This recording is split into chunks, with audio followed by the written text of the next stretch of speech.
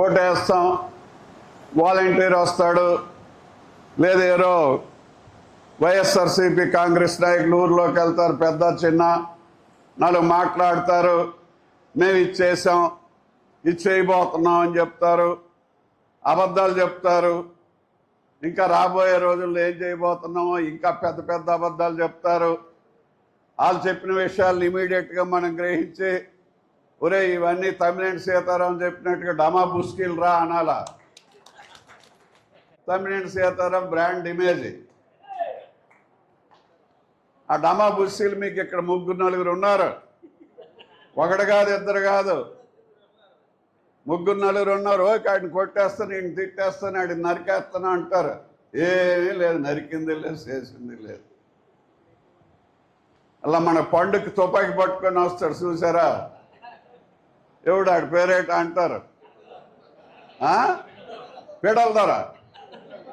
ఆ పెట్టల ధరలాగా ఉంటుంది. ఆ పెట్టల ధర తుపాకీ, కర్ర తుపాకీ అని చాలా మంది తెలియదు.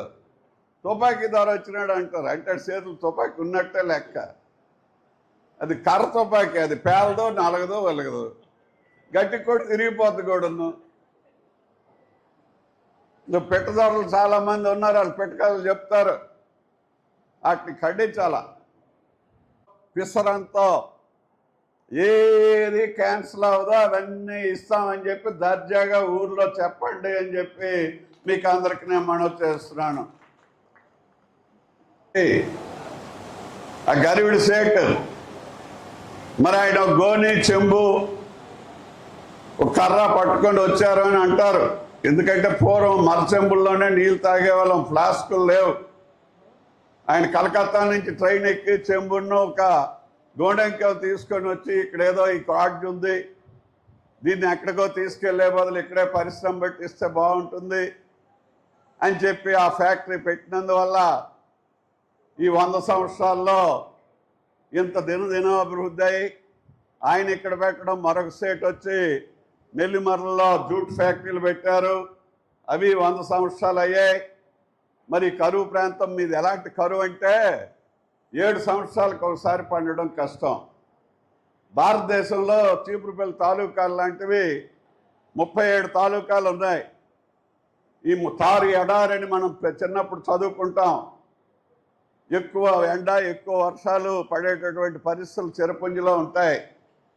ఎక్కువ ఎండలు తారు ఎడారిలో ఉంటాయి. ఆ ఎడారి కన్నా అధమైనటువంటి పరిస్థితి, నీళ్ళు లేక అలమటించేటటువంటి కరువు పరిస్థితులు ఉండే ప్రాంతం చీపురుపల్లి. ఆ రోజున ఆ స్టేట్లు ఇద్దరు అవతల జూటు, యువతలు ఈ మ్యాంగనీస్ ఫ్యాక్టరీలు పెట్టారు కాబట్టి ఇప్పుడు ఇన్ని ఏసీ రూమ్లో మనం కూర్చోగలుగుతున్నాం. ఇదే రాజంలో అయితే ఇన్ని దొరకవని చెప్పి మీకు అందరికీ నేను మనవి చేస్తున్నాను.